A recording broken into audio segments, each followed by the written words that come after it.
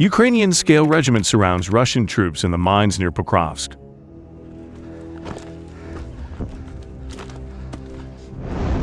The Ukrainian forces from the Skala 425th Separate Assault Regiment are defending the settlement of Pishchane, located near Pokrovsk, as Russian troops attempt to seize control of a local mining complex.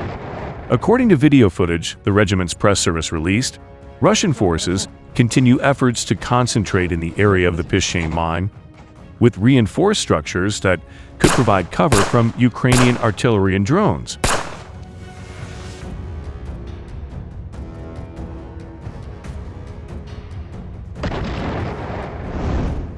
The site is seen as a potential staging ground for further assaults on Pokrovsk's outskirts. In response, the Skala regiment deployed an assault group transported in Bradley infantry fighting vehicles. Supported by tanks, the IFVs delivered Ukrainian infantry close to Russian positions, leading to direct clashes. After the landing, direct fire contact took place.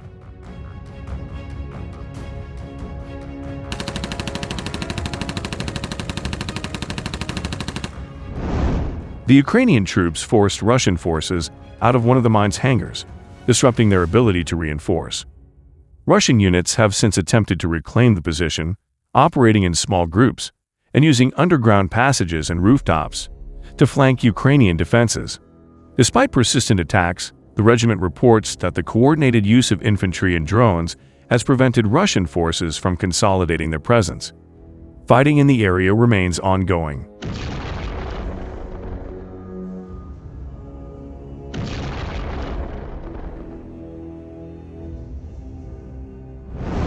The Pishchane offensive follows intense clashes in the nearby settlement of Shevchenko.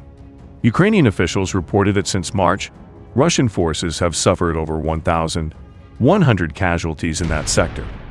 After Russian troops captured Shevchenko, enabling them to approach Pokrovsk, Ukrainian forces launched an assault on March 3. Skala regiment tanks targeted Russian positions, followed by reconnaissance teams on ATVs who cleared mines to allow access for heavier armor IFVs and tanks. Active combat operations to liberate the settlement started at this moment.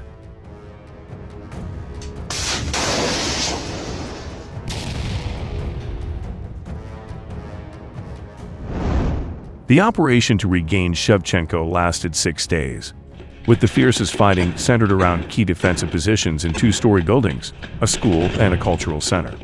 The enemy had set up the main defense units in these buildings.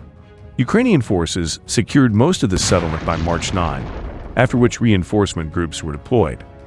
Russian counterattacks have continued since then and remain ongoing.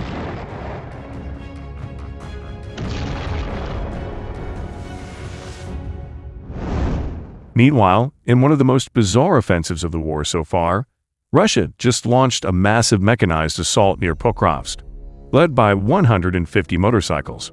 After Ukrainian drones caught them mid-preparation, the operation unraveled fast, leaving the fields littered with burning bikes, wrecked armor, and stranded troops.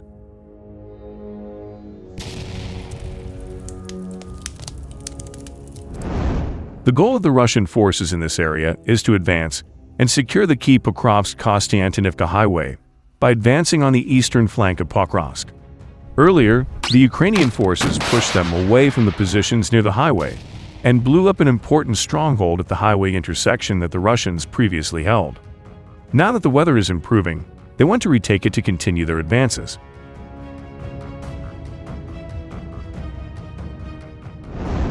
To retake this key intersection, the Russians are conducting massive mechanized assaults in combination with motorcycle-based reconnaissance units leading the assaults.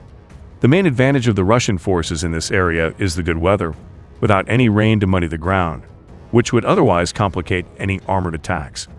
Furthermore, the intersection and its surroundings are located on a higher elevation, meaning there is less mud in the fields from previous rainy days, enabling mechanized assaults.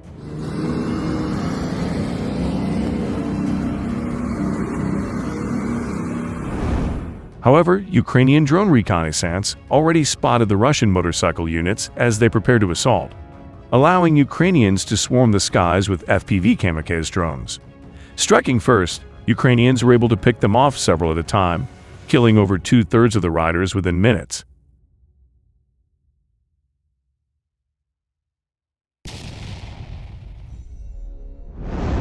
Overall, the Russians attempted an assault to reclaim a highway intersection using over 150 motorcycles and dozens of armored vehicles.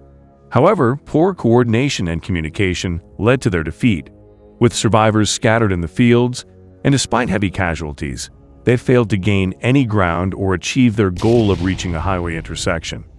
The survivors will likely be forced to conduct meat assaults due to their proximity to Ukrainian lines and the Russian inability to supply the remnants of the assault, stuck in forward positions.